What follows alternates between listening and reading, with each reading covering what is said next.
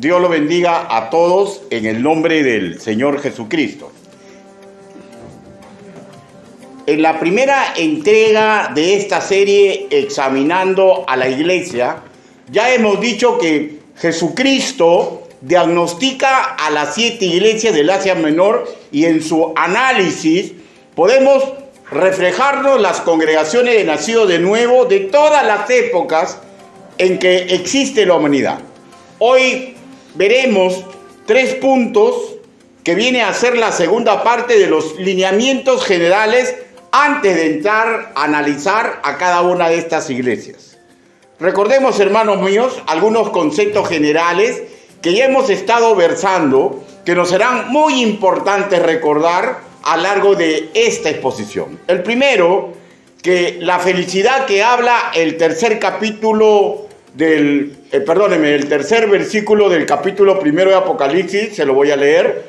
Bienaventurado el que lee y los que oyen las palabras de esta profecía, es el resultado de guardar las cosas escritas en la Biblia. O sea, quiere decir que la obediencia es un requisito indispensable para lograr la felicidad y la realización personal que Dios ofrece. Segundo, el término pronto que leemos en Apocalipsis capítulo 1, versículo 1, en su primera parte se lo voy a volver a leer. La revelación de Jesucristo que Dios le dio para manifestar a sus siervos las cosas que deben suceder pronto. No tiene nada que ver con un lapso determinado de tiempo, ¿ya? Sino con la seguridad de que en el tiempo del Señor, lo relatado en Apocalipsis va a suceder. Hablamos de que sí o sí regresará Jesucristo para arrebatar a su iglesia. O sea, Él va a regresar para rescatar a los creyentes, para derrotar al demonio, al anticristo, a sus aliados, y sí o sí va a regresar para juzgar a vivos y a muertos. Y esto, hermanos míos, nos debe llenar de gozo, pero también de una sana preocupación para evadir, hermanos míos, para una sana preocupación para que los del mundo, ya, aquellos que están en nuestro propio hogar de repente, o los vecinos, o los que llenan los sitios donde nosotros vivimos, para que ellos, hermanos míos, podamos luchar por ellos, porque sí o sí el Señor va a venir y va a juzgar a justos y a pecadores, ¿no? Y deseamos, hermanos míos, yo deseo, desde el fondo de mi corazón, que todos los de mi casa sean salvos. Usted no. Pero creo que es un esfuerzo sano que tenemos que hacer. Y que pase lo que tenga que pasar. Tercero, Dios mediante el análisis a la iglesia del Asia Menor da un mensaje claro a toda la cristiandad, de todos los tiempos. ¿De qué? De cuál es la forma en que a Él le agrada que nosotros vivamos.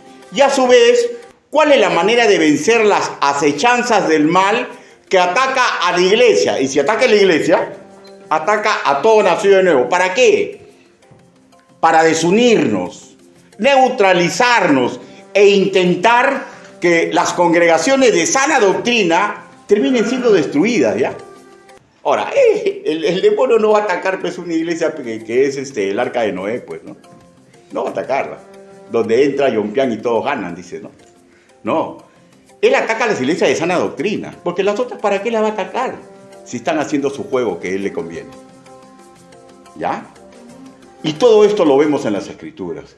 Y él a todas las iglesias, hermanos, les da un mensaje que tiene que ser recuperado por nosotros, para reflejarnos lo que él quiere, cómo vivamos y qué es lo que tenemos que desechar de nuestra vida. Repito, esta es la segunda prédica introductoria al análisis que realizó el Señor Jesucristo a las 7 congregaciones del Asia Menor. Ahora sí, entremos al cuerpo de este mensaje que ha sido dividido nuevamente por una cuestión didáctica en 3 puntos. Acompáñenme en la oración. Inclinen su rostro, por favor.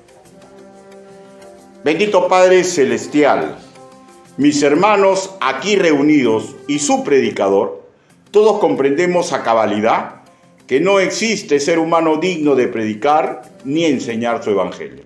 Señor, pero si usted me está dando hoy la oportunidad, hable, Señor Yahvé.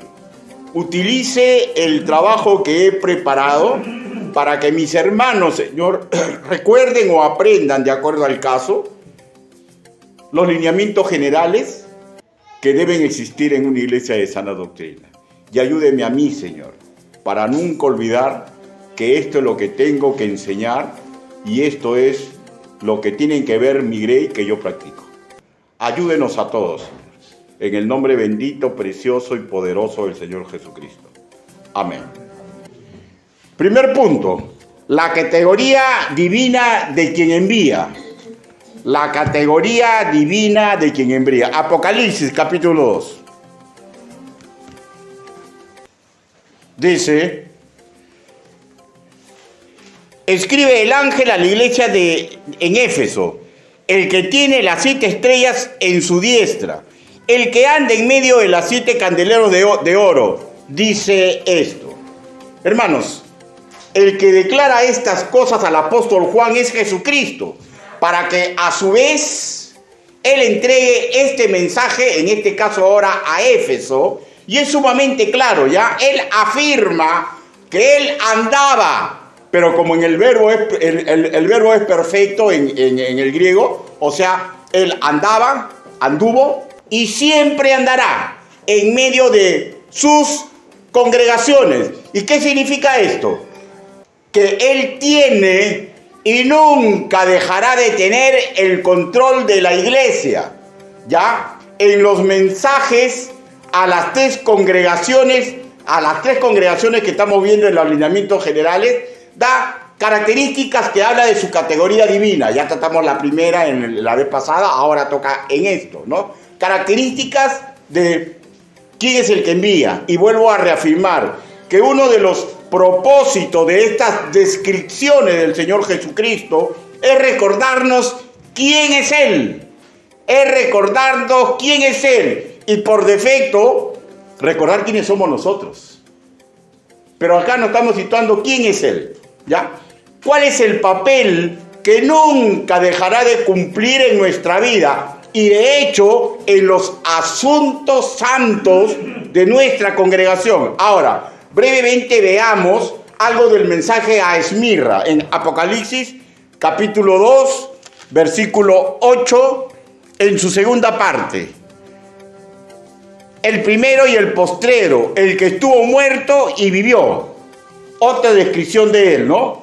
El primero y el postrero, el que estuvo muerto y vivió. El primero y el postrero es un título que Jesucristo se aplica a sí mismo. Un título que en el Antiguo Testamento se le aplica a Yahvé como eterno soberano. O sea, ¿qué está diciendo? Yo soy. ¿Ya? Permítame que le lea Isaías capítulo 41, versículo 4. ¿Quién hizo y realizó esto? ¿Quién llama a las generaciones del principio? Yo, Jehová, el primero, y yo mismo con los postreros. O sea, Él quiere que comprendamos con exactitud que Él no solamente es el Hijo de Dios, ese es uno de sus títulos. Él tiene la esencia y Él es Dios mismo. Misterio. El Padre, el Hijo y el Espíritu Santo, pero es un Dios mismo. Y preguntémonos o simplemente razonemos lo siguiente. El que siempre ha tenido el manejo de la historia humana, ¿ya? El que venció a la muerte, ¿podrá ser vencido por algo o por alguien? ¿Algo o alguien podrá contender en victoria contra Jesucristo, que es Dios Todopoderoso desde el principio de los siglos y por siempre será eterno soberano sobre todo lo creado? Planteado de otra forma, ¿creemos que alguien o algún colectivo puede vencer a la iglesia del Señor? Ahora veamos cómo se presenta a la iglesia de Pérgamo.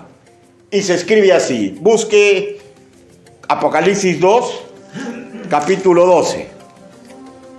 En su segunda parte dice, el que tiene la espada aguda de 2 filos, dice esto.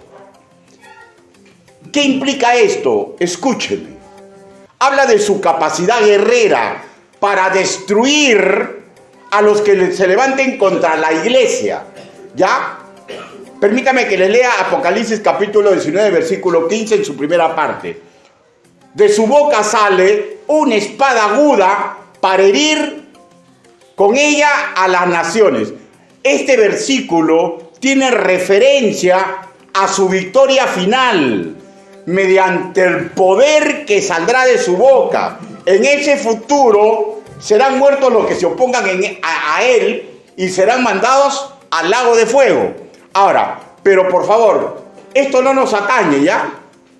Pero sí es un recuerdo a nosotros, su iglesia, que hay otro extremo de poder que sale de su boca, el que tenemos que aplicar en nuestro tiempo de gracia. Por ejemplo, cuando Jesús fue tentado en el desierto, no necesitó este divino poder consumidor contra el demonio para defenderse de él. Él utilizó el poder que salía de su boca. ¿Con qué se defendió? ¿Con quién lo refutó? ¿Con qué le dio a entender que él es? La palabra del Señor.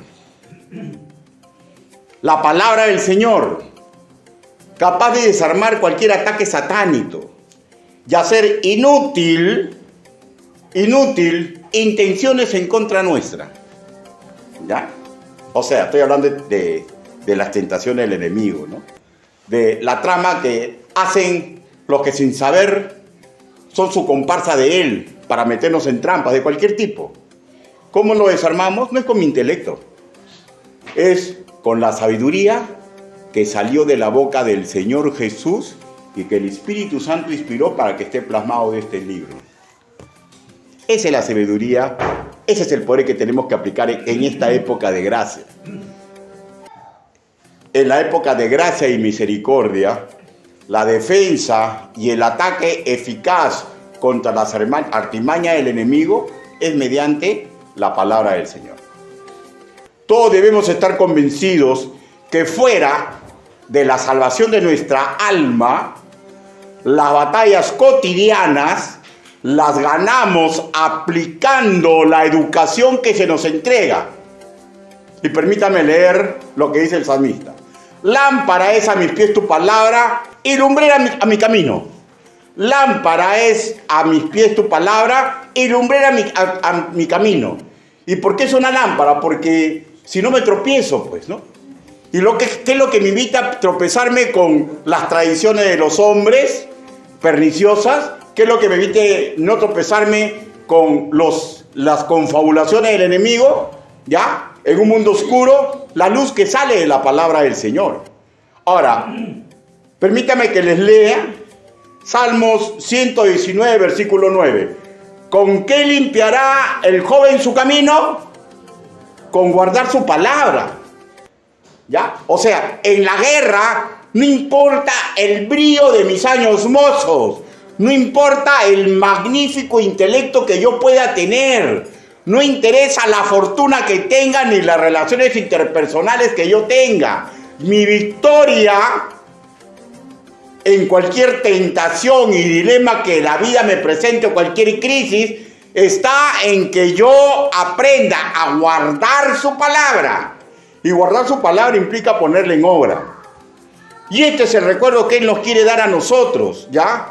Y permítame aclarar, hermanos míos, y volver a tachonear cualquier problema o acechanza que tengamos como obstáculo que enfrentar en nuestra vida personal o congregacional, ya vamos a poder triunfar si humildemente aceptamos que la sabiduría de la palabra del Señor es superior, infinitamente superior a lo que razonen 1000 genios y 1000 eruditos humanos, si está en contra de lo que dice la palabra.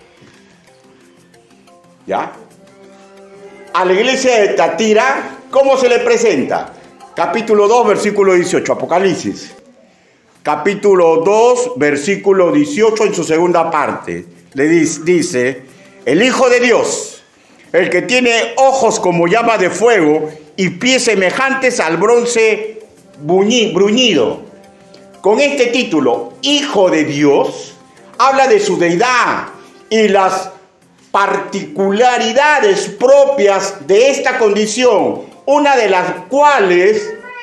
estas verdades que fue que los judíos de su época se resintieron durante su misterio terrenal, porque él les dijo que era el Hijo de Dios. Y el decirle que es Hijo de Dios, decirle, yo no soy un humano común y corriente, en mí habita la deidad.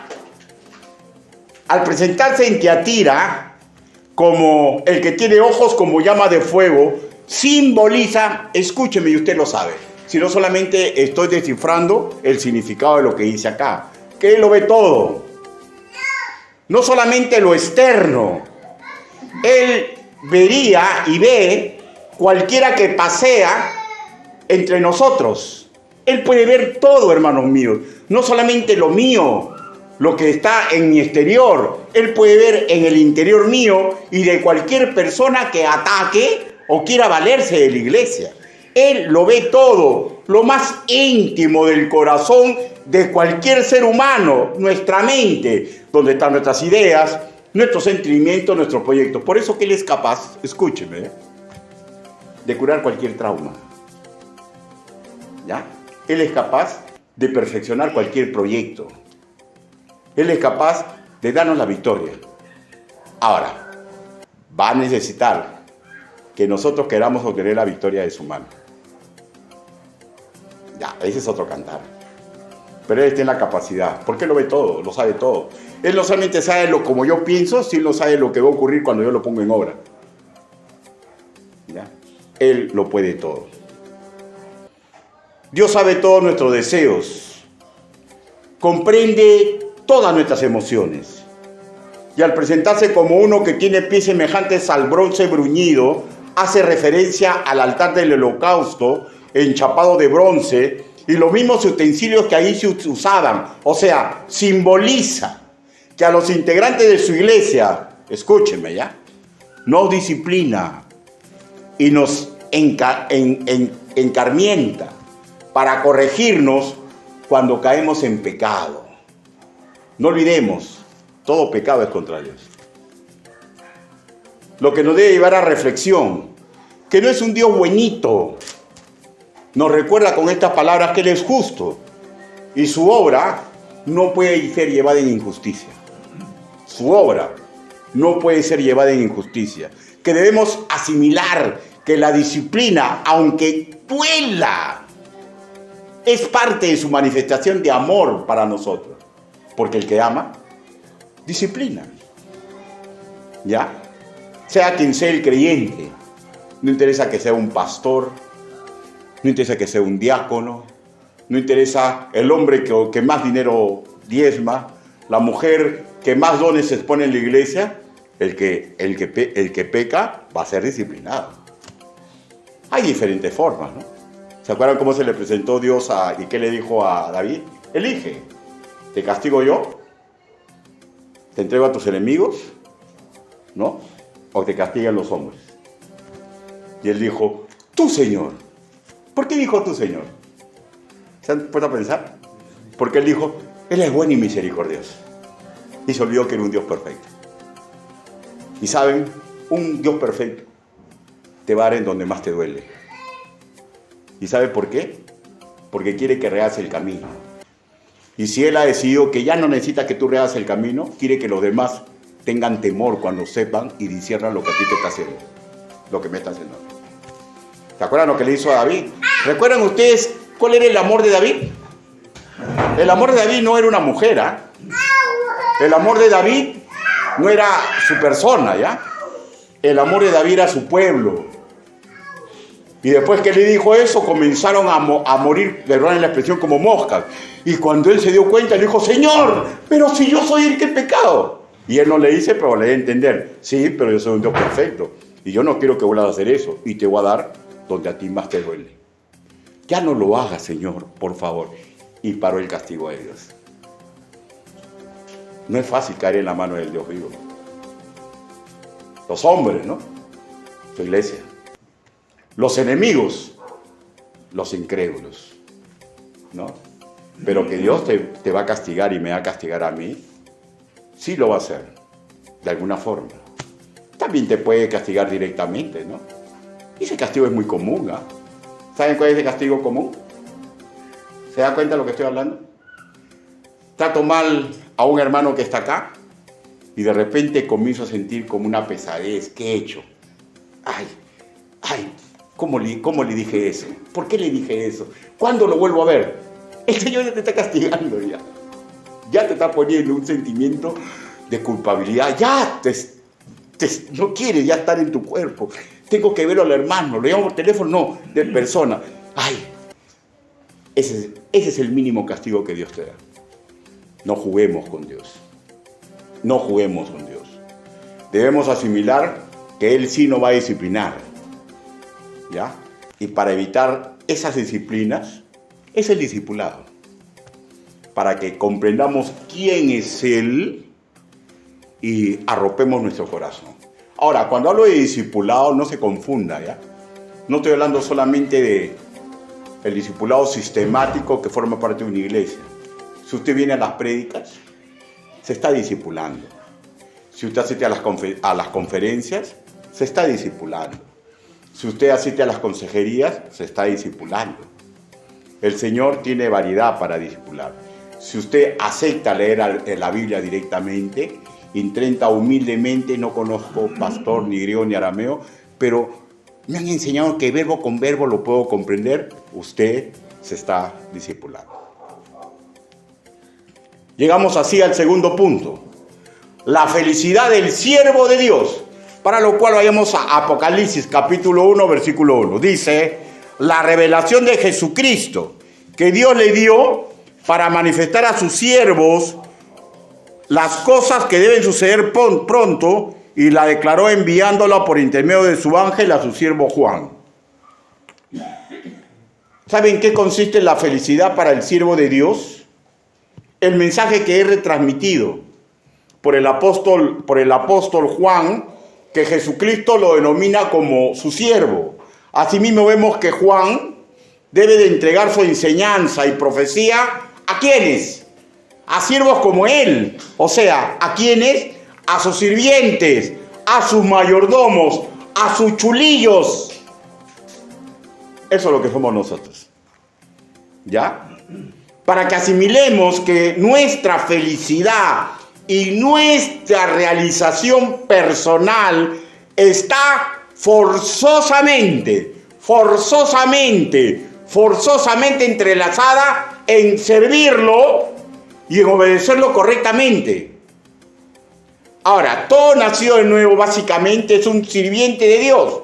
En el hebreo se pronuncia evet, en griego koiné, doulos, y en ambos idiomas el significado es el mismo: esclavo, sirviente, chulillo. Por eso, a mí me causa gracia cuando encuentro un creyente panudo. Claro, somos un poquito panudos, ¿no? Pero a mí me causa gracia cuando, ¿saben de qué estoy hablando?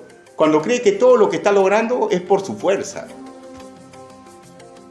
Y hay que tener mucho cuidado. Porque recuerdan ustedes lo que le hizo a Nabucodonosor. Hermanos, él puede hacer cosas grandes y maravillosas y no siempre nos van a gustar. Pero siempre son en nuestro beneficio. Ellos comprendían muy bien, los esclavos no tienen derechos propios, son útiles de acuerdo a los deseos de acuerdo a hacer los deseos de su amo y en relación a lo que estaba legislado en un estado. Esa era la forma que un siervo era útil, si le servía a su amo y si aceptaba las leyes de su estado. ¿Acaso no será lo mismo con nosotros? Los escritores bíblicos toman el término prestado para significar cuál es la posición ideal de obediencia y pertenencia que debemos tener nosotros en nuestro corazón con respecto de Dios. ¿Ya? O sea, Dios tiene el derecho, escúcheme, ¿ya?, a los que viven de acuerdo a sus deseos. No estoy hablando de deseos pecaminosos. El creyente, hermano, ¿sabe cuál es uno de sus guantes de Waterloo? Cuando vive para sus deseos. ¿Y saben por qué? Escúcheme, ¿ya? Escúcheme y grábeselo, ¿ya? Él tiene el derecho, porque es nuestro amo, de decidir y determinar nuestra vida, ¿ya? Él tiene el derecho y lo aplica, ¿ya?, al mensaje que nosotros damos, la forma en que debemos comportarnos en cualquier circunstancia, cómo debemos arreglar, hermanos míos, por ejemplo, nuestras desavenencias antes que se ponga el sol, ¿ya? Y recordemos, hermanos míos, una casa dividida en conceptos y prácticas no va a prevalecer. Por eso es que tenemos que aprender, por favor, escúcheme, no se siente insultado, ¿ya? Usted es sirviente, esclavo, chulillo del Señor, y yo también. No podemos hacer las cosas de acuerdo a como a nosotros creemos que son, sino como determina Él. Y recuerde, ¿ya? Él no nos forzó para ser sus siervos, fue en forma voluntaria, cuando conscientemente nos dimos cuenta que no queríamos ir al infierno, o alguien lo obligó. Cuando el Espíritu Santo le dio convicción del pecado, y cuando usted se dio cuenta que se iba al infierno, usted voluntariamente renunció a su libertad y se volvió esclavo de Cristo. Ahora, lo maravilloso de este asunto es que Él es el único amo que nunca nos va a hacer algo que nos dañe. Sí nos puede hacer algo que nos duela, pero es para nuestro bien y para el bien de las personas que nos rodean.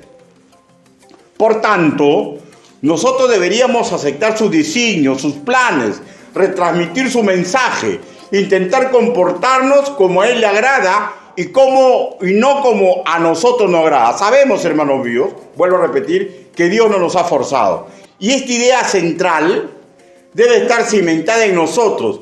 Todo nacido de nuevo debe intentar llegar a una excelencia en su comportamiento. ¿Por qué? Porque tenemos que agradar a nuestro amo. Y hablemos ahora, hermanos míos, los que estamos a la cabeza de los ministerios, departamentos y operaciones de una iglesia local, llámese pastores, misioneros, maestros, diáconos, o los integrantes de cualquier comité que se nombra, o el cargo que a usted se le dé, ¿ya? Porque la primera eminencia que permite Dios, hermano, que se nos dé, ¿saben para qué es? Para que seamos ejemplo de los demás. ¿Por qué usted cree que es necesario que yo predique?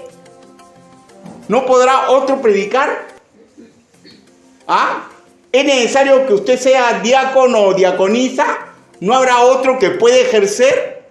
¿Es acaso necesario? La iglesia se va a caer si usted no recoge los diezmos de las ofrendas y usted no ora. ¿No cree que hay otro que lo puede hacer? Entonces, ¿por qué se nos permite esa dignidad? Escúcheme y grábeselo. Porque le está dando y me está dando a mí la oportunidad de ser un ejemplo para los demás. Está permitiendo que comprendamos que Él nos da la oportunidad de ponernos en el lugar de Jesucristo y podemos servir a los demás. Hermano, los cargos que usted ostenta no son para el lustre de mi apellido. Son para el lustre del apellido, de la gloria y la honra de Dios. Y eso es lo que tenemos que comprender cada uno de nosotros, hermanos míos. ¿Ya? Pablo escribe que deberíamos imitarlo como Él imitaba a Cristo. O sea, Pablo estaba magníficamente contento pese a todo el sufrimiento porque le estaban permitiendo imitarse a Cristo. Y a sus hermanitos menores, a nosotros nos dice, imítenme a mí como yo imito a Cristo. ¿Ya? Y este es el mensaje que les manda las cartas del Asia Menor, contándoles sus problemas, sus deficiencias, sus virtudes, las virtudes para que sigan en ello y la deficiencia para que las limen. Y hemos visto, ¿no? Le escribe en primera instancia al ángel de cada congregación, que somos nosotros los pastores, hombres comunes y corrientes, que somos los primeros que debemos comprender esto. ¿Por qué? Porque tal como es el Padre, muchas veces es el Hijo. Tal como es el pastor, muchas veces es la grey. Tal como es el maestro, muchas veces son los alumnos. Digo muchas veces porque cada uno tiene su propia decisión de decidir, ¿no es cierto? Pero influye mucho quien está a la cabeza. Leamos nuevamente Apocalipsis, capítulo 1, versículo 2. Dice que ha dado testimonio de la palabra de Dios y del testimonio de Jesucristo y de todas las cosas que ha visto. Hermanos, Juan daba testimonio no de su mensaje, no de su vida, no lo que a él le parecía, sino él daba testimonio de la palabra de Dios, de lo que él había escuchado, de lo que había palpado, de lo que él había vivido, para la gloria de Dios, pero no por lo que él hacía, sino por lo que veía que hacía Jesucristo y lo que él hacía que ellos hagan, hermanos míos. ¿Usted cree que qué lindo habrá sido eso, no? Vayan de dos en dos, prediquen el evangelio y ni siquiera los demonios se le van a oponer. ¡Qué maravilloso! Que me permita en un corto viaje parecerme casi completamente a él. Y él daba testimonio que sí era posible parecerse a Cristo.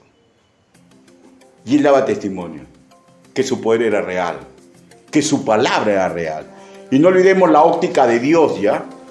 Todos nosotros que pertenecemos a una iglesia, ¿ya? Debemos ansiar ser felices y realizados. Apocalipsis, capítulo 1, versículo 3. Bienaventurado el que lee y los que oyen la palabra de esta profecía y guardan las cosas en ella escritas, porque el tiempo está cerca. Y esto es para todas las épocas. Guardar la palabra, ponerla en obra. Las enseñanzas divinas, su aplicación, ¿ya? Es lo que nos da felicidad, realización personal. Qué maravilloso es dejar huella para el bien y no para el mal. Y ya sabemos, ¿no? A quien mucho le dio, mucho le exige. Lucas, capítulo 12, versículo 2. Pastor, pero a mí no me ha dado mucho, ¿ah? Yo sigo siendo pobre, sigo teniendo mis enfermedades. Pastor, hasta tantas cosas me pasan. Ah, ¿no te hago mucho? ¿No? ¿Y la vida eterna qué es? La vida eterna no se puede comprar ni con millones, ni con acciones. Es un regalo de gracia. ¿No nos ha dado mucho? El problema es que queremos que nos dé de acuerdo a nuestros deseos. Y la vida, para lograr felicidad y realización personal, no es así. A veces, hermano mío, yo quisiera cambiar el mensaje. Y quisiera convencerme que mis palabras son verdad escapando de esto. Porque yo también tengo mis deseos, tengo mis propios planes. Pero no se van a cumplir si él no está de acuerdo en que se cumplan. ¿Ya? O sea, estoy hablando aquellas cosas que yo me esfuerce correctamente, ¿no? Porque si hay algo que, por más que yo me esfuerce y él no está de acuerdo, se puede cumplir. Pero de hecho él no está de acuerdo, ¿no? Estoy hablando de las cosas buenas que usted desea. ¿Quién no planifica cosas buenas? ¿Cuántas cosas buenas ha planificado el año pasado? Se ha sentado el 31 y se ha dado cuenta cuántas de esas cosas buenas han sucedido. Que no tenían nada de malo. Hay muchas que no se han cumplido. ¿Y saben por qué no se han cumplido? Porque Dios no estaba de acuerdo. No era el tiempo ni el momento. Y de repente nunca va a ser. ¿Y por eso voy a ser infeliz? No, hermano mío. ¿Y saben por qué? Porque Él me cuida. Porque es mi papito. Que sabe lo que puedo tener y lo que no debo tener. Pero si es un deseo muy bueno, siga luchando por eso. Siga luchando por eso. No hay ningún problema. ¿Ya? Ahora, recordemos, hermano, Salomón fue un erudito maestro de la palabra de Dios. Y es casi seguro que sabía a la perfección lo que era yugo desigual. Sin embargo, desposó a adoradoras de otros dioses, ¿no? Su hijo Roboam tuvo por madre una pagana amonita. Y no fue casualidad ni mala suerte que Roboam fuera idólatra y rebelde a los mandatos de Dios. El análisis es simple. Imitaba la idolatría de la madre y lo malo que vio hacer al padre. ¿Qué vio de malo hacer al padre? Que le llegaba altamente los límites que ponía la palabra del Señor. ¿Ya? ¿Qué?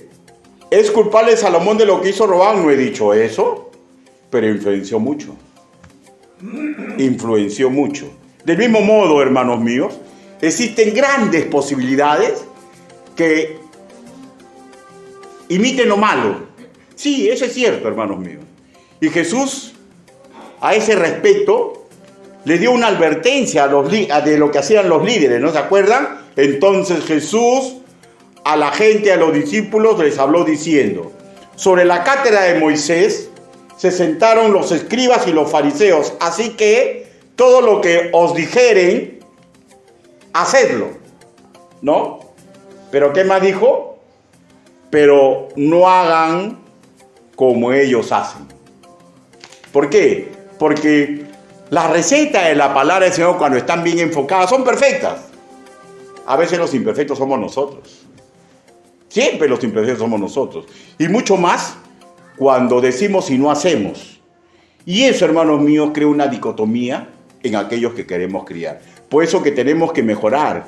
Decir y no hacer es un mal de antaño, ¿ya?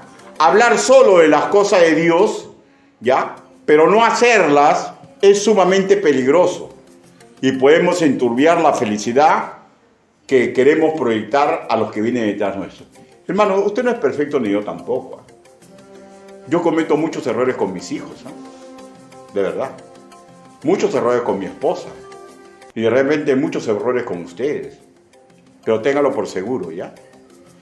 Cuando el Espíritu de Dios me hace ver que he pecado y me he equivocado con mis hijos, yo voy a buscar para pedirle perdón, ¿ya? Y cuando yo me doy cuenta que quieren llevarme a un nivel de hacer lo que ellos quieran, y cuando yo con la palabra del Señor me doy cuenta que no es, le voy a decir no. ¿Por qué? Porque yo no soy perfecto y me puedo equivocar en la primera, pero la palabra del Señor siempre me da una oportunidad, ¿no es cierto? ¿No? Le falté a mi hija y me lacera el corazón después el Señor. Estoy mal, no puedo dormir, no puedo hacer las enseñanzas, algo me está malogrando, yo ya sé qué es, ¿ya? Entonces, ¿qué tengo que hacer? ¿Todo pecado contra quién es? Contra Dios. Papito, perdóname. Apenas tenga la oportunidad, voy a correr a mi hija y le voy a pedir perdón. Y ¡zum! Una paz vuelve a inundar mi corazón. Vuelve a inundar mi corazón. Los que enseñamos y guiamos a las asambleas, los que tenemos autoridad dentro de nuestra familia, todos nosotros tenemos que imitar a Cristo. Triste es, ¿ya? Cuando una vez más voy a repetir, oramos a la espalda de la voluntad de Dios, y cuando hacemos eso, desorientamos a los que vienen detrás nuestro. Desorientamos a los que vienen detrás nuestro. Busque, por favor, lo que dijo Juan a Gallo. Tercera carta de Juan, capítulo 11 y 12.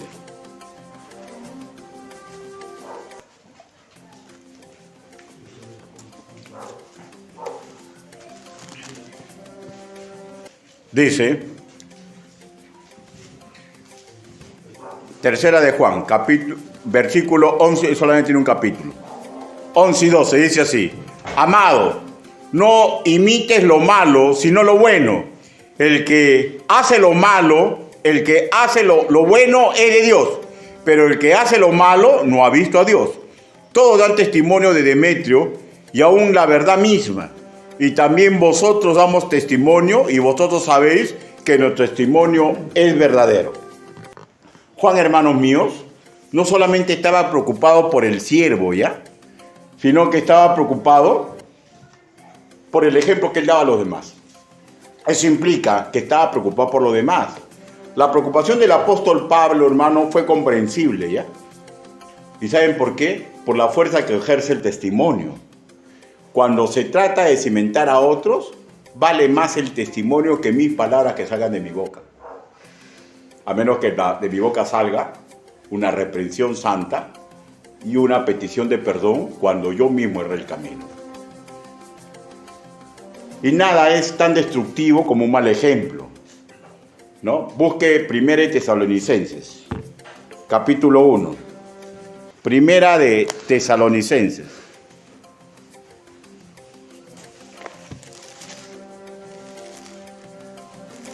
Capítulo 1, versículos 6 y 7.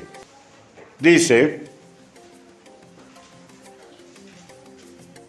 Y vosotros vinisteis a ser imitadores de nosotros y del Señor, recibiendo la palabra en medio de gran tribulación con gozo del Espíritu Santo, de tal manera que habéis sido ejemplo a todos los de Macedonia y de Acaya que han creído. Hermano, el buen testimonio. El buen testimonio.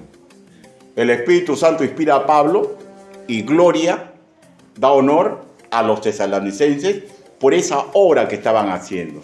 Y esta es una verdad inspirada por el Espíritu Santo, ¿ya? Y la lógica humana, ¿ya? Fácilmente lo hace comprender incluso a los que no son creyentes, ¿ya? ¿De qué? De que la conducta es sumamente importante para guiar a las nuevas generaciones. Y le voy a decir, ¿ya? El que se apega a la palabra del Señor produce mejores frutos. Produce mejores frutos. El término castizo, hermanos míos, cuando se habla del mensajero, del padre de familia, del siervo alzado, el que asemeja a un ángel, es aquel que transmite la palabra del Señor e intenta en su propia tosquedad dar un buen testimonio. Nunca he hablado de un ser humano perfecto, ¿ya? Porque perfecto solamente uno. Estoy hablando de un chulillo, de un sirviente que intenta parecerse un ángel de Dios. Y es difícil, ¿no? Usted no me deja mentir. Y yo le repito, cometo tantas equivocaciones con mis hijos, pero si quiero parecerme un ángel, el pasado pisado, y debo correr y pedirle perdón. O decirle, te di permiso para salir, pero me doy cuenta que está mal y no vas a salir hoy día. Porque he discernido que es peligroso. O sea, la segunda oportunidad. La segunda oportunidad. Los que estamos en proeminencia, no tenemos que tener más opinión que nosotros mismos. Nos podemos equivocar, pero la palabra del Señor nos da una buena oportunidad para rehacer el camino en el cual nosotros nos hemos equivocado. Tercer punto y último, el valor de la iglesia. Apocalipsis, capítulo 1, versículo del 4 al 5.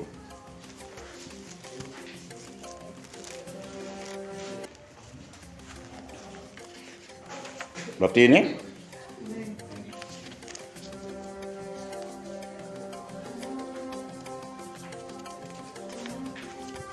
Apocalipsis, capítulo 1, versículo del 4 al 5, dice: Juan, a las 7 iglesias que están en Asia, gracia y paz a vosotros, del que es y que era y que ha de venir, y de los 7 espíritus que están delante de su trono.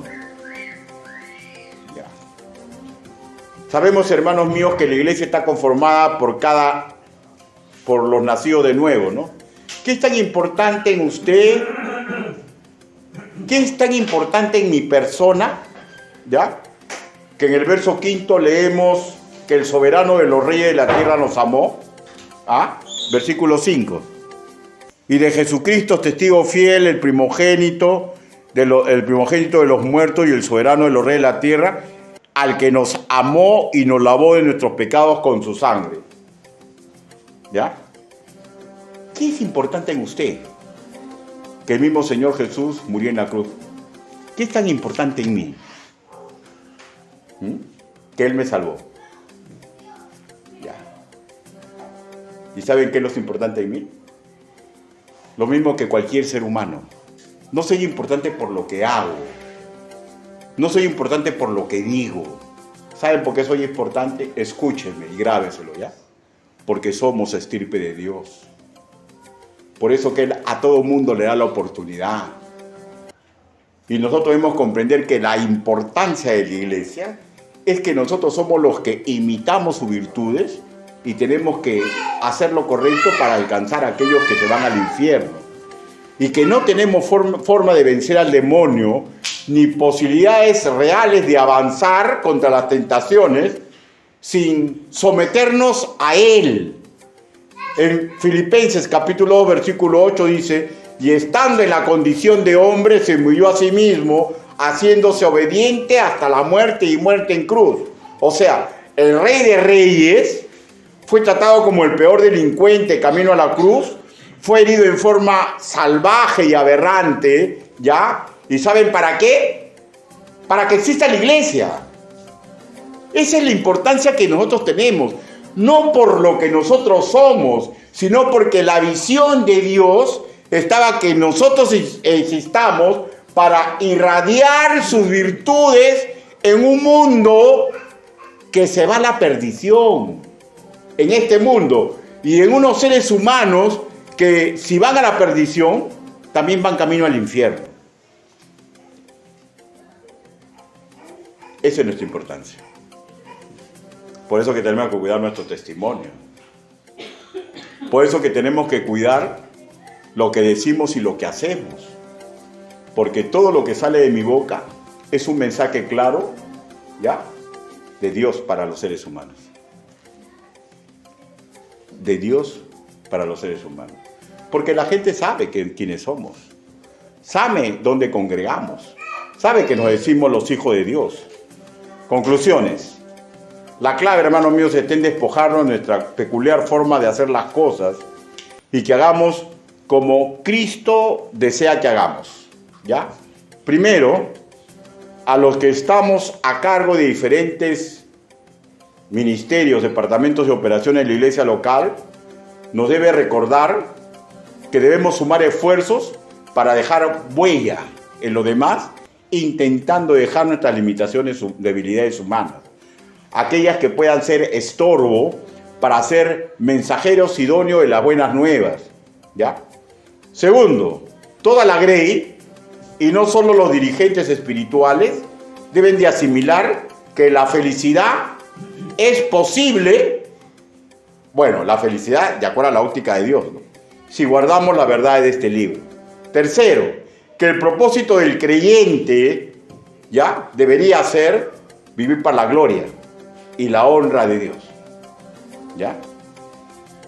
De ahí que en cada análisis que hace el Señor hay una respectiva exhortación y al final le dice a cada una de las congregaciones: el que tiene oídos, oiga lo que el Espíritu dice a las iglesias. Y cuarto, ¿ya?, que todos en general debemos de recordar, por favor escúcheme, escúcheme y escúcheme, ¿ya?, que es sumamente peligroso retar a Jesucristo, que es sumamente peligroso retar a su iglesia, que nadie puede vencer a Dios, que nadie va a poder vencer a la iglesia. Y si nosotros conscientemente le hacemos daño a la iglesia, a su reputación, hermanos, Dios no nos va a tener por inocentes. Y Él verá cómo trata con nosotros. No retemos a Dios y no pongamos en salmuera el testimonio de la iglesia, porque Jesús murió por su iglesia. Y todos nosotros debemos comprender, hermanos míos, para terminar, que Él sabe exactamente lo que ocurre en nuestra mente. Él sabe nuestras necesidades. Él sabe todo, hermanos míos. Y Él tiene una salida que nosotros no nos damos cuenta, pero que está acá. Está acá. Si dañé a mis hijos, perdona. ¿Ya? Si me excedí haciendo algo, rehacer mi camino. Todo está acá. Todo está acá. Inclinen su rostro. Vamos a orar.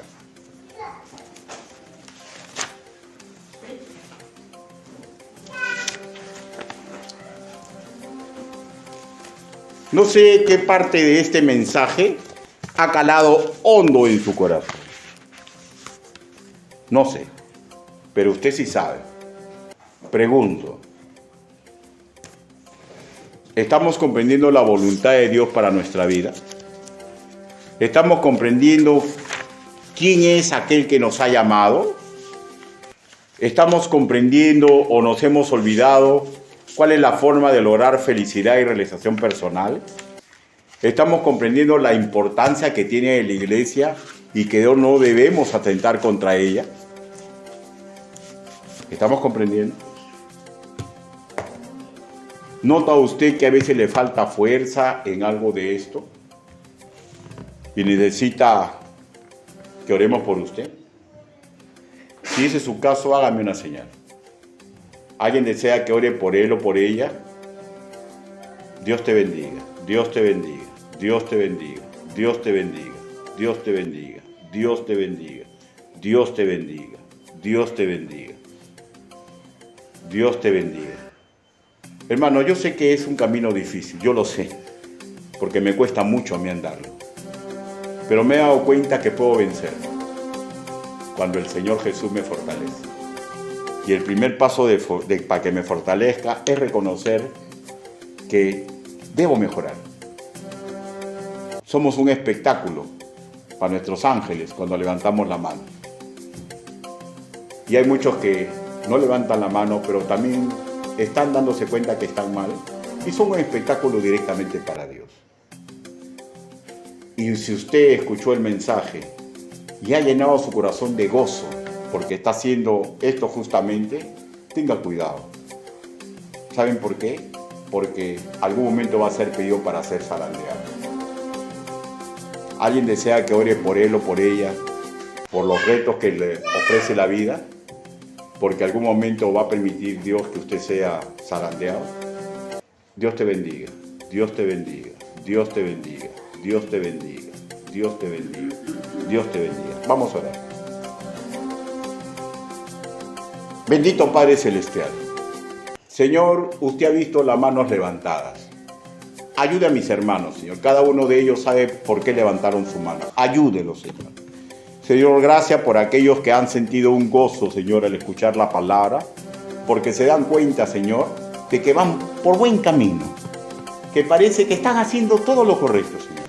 Señor, pues también oramos por ellos, porque tarde o temprano, Señor, en su plan perfecto, usted va a permitir que el enemigo los zarandee, Señor. Señor, permita que cuando ellos sean zarandeados, Señor, ellos recuerden todo lo que aprendieron, Señor. Ayúdelos, Padre. Ayude a nuestra congregación y ayúdeme a mí, Señor. Por favor, ayúdeme.